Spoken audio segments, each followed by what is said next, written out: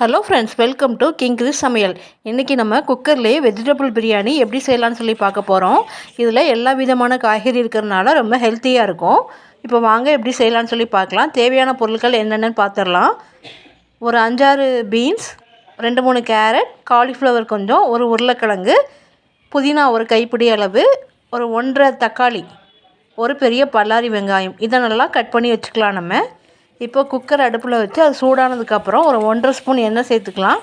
நீங்கள் எண்ணெயும் சேர்த்துக்கலாம், இல்லைனா நீங்கள் நெய்யும் சரி பங்கு எடுத்துக்கலாம். இப்போ இது நல்லா சூடானதுக்கப்புறம் இதில் ஸ்டார் அனீஸ் 1, 2 ஏலக்காய், 2 பட்டை, 3 கிராம்பு, ஒரு பிரியாணி இலையை சேர்த்துக்கலாம். சேர்த்து இது நல்லா கலந்து விட்டுடலாம். நம்ம இந்த வாசனை வரும்போது நம்ம கட் பண்ணி வச்சுருக்கிற ஒரு பெரிய பல்லாரி வெங்காயத்தை நம்ம சேர்த்துக்கலாம். சேர்த்து இதையும் பொன்னிறமாக ஆகிற வரைக்கும் வதக்கிக்கோங்க.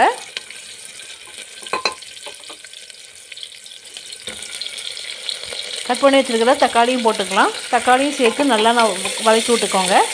இது நல்லா குழஞ்சி வரணும். தக்காளி ஓரளவுக்கு வதங்கினதுக்கப்புறம் இஞ்சி பூண்டு பேஸ்ட் 1 ஸ்பூன் சேர்த்துக்கலாம். சேர்த்து இதையும் நல்லா கலந்து விட்டு பச்சை வாசனை போகிற அளவுக்கு நல்லா வதக்கிக்கோங்க.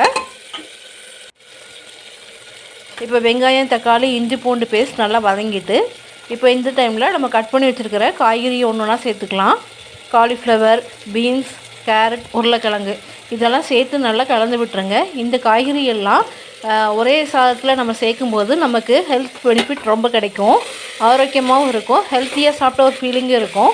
இதை நீங்கள் குழந்தைங்களுக்கு லஞ்ச் பாக்ஸாக கூட நீங்கள் பேக் பண்ணி கொடுக்கலாம். வாரத்தில் ஒரு டைம் அட்லீஸ்ட் இந்த மாதிரி எல்லா காய்கறியும் சேர்ந்து ஒரு சாப்பாடு நம்ம சாப்பிடும்போது நமக்கு ஹெல்த்தியாக இருக்கும். தேவையான அளவு உப்பு சேர்த்துக்கலாம். 1/4 டீஸ்பூன் மஞ்சள் தூள், 1 டீஸ்பூன் மிளகாய்த்தூள், 1 டீஸ்பூன் கரம் மசாலா, இல்லைன்னா பிரியாணி மசாலா, இதெல்லாம் சேர்த்து நல்லா கலந்து விட்டுருங்க. பச்சை வாசனை போகிற அளவுக்கு நம்ம கலந்து விட்டுடலாம். இப்போ இந்த பிரியாணி செய்ய ஸ்டார்ட் பண்ணுறதுக்கு முன்னாடியே அரிசியை ஊற வச்சுக்கலாம். நம்ம ஒரு 5 மினிட்ஸ் மட்டும் ஊறினா போதும்.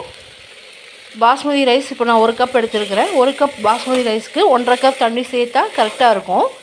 இப்போ இதில் ஒரு கைப்பிடி புதினாவை சேர்த்துக்கலாம். சேர்த்து இதை நல்லா கலந்து விட்டுடலாம். நம்ம இதில் ஒரு மேஜர் டீஸ்பூன் தயிர் சேர்த்துக்கலாம். தயிர் சேர்க்கும்போது பிரியாணி புளிப்பு சுவையோடு நல்லாயிருக்கும். நமக்கு குக்கரில் செய்யும்போது நிறைய பேர் சொல்கிற கம்ப்ளைண்ட் என்னென்னா, சாதம் ஒன்றோட ஒன்று ஒட்டிக்குது, இல்லைனா குழஞ்சிருது அப்படின்னு சொல்கிறாங்க. இப்போ நான் செய்கிற முறைப்படி ஆசிட்டிஸ் நீங்கள் பண்ணிங்கன்னா கண்டிப்பாக உங்களுக்கு சூப்பரான பிரியாணி கிடைக்கும்.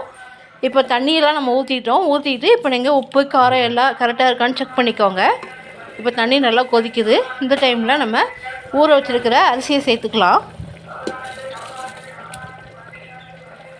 பாஸ்மதி ரைஸ் ரொம்ப நேரம் ஊறக்கூடாது. ஒரு 5 to 10 மினிட்ஸ் மட்டும் ஊறினா போதும். இதை மெதுவாக நல்லா கிளறி விட்டுட்டு குக்கரை மூடி நீங்கள் ஒரு 2 விசில் மட்டும் வச்சா போதும். சூப்பரான பிரியாணி நமக்கு தயாராகிடும்.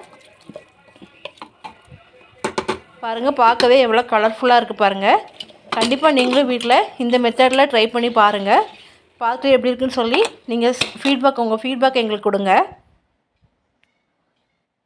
பாருங்கள், 2 விசில் வந்துட்டு இப்போ நம்ம ஓப்பன் பண்ணி பார்க்கலாம். பிரியாணி சூப்பராக தயாராகிருக்கு பாருங்கள்.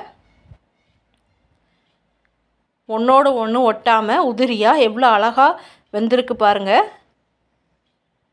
இப்போ நம்ம தட்டில் பிரியாணியை பரிமாறிக்கலாம். இது கூட தயிர் பச்சடியும் முட்டையும் வச்சு நம்ம சாப்பிட்லாம். கண்டிப்பாக ரொம்ப நல்லாயிருக்கும்.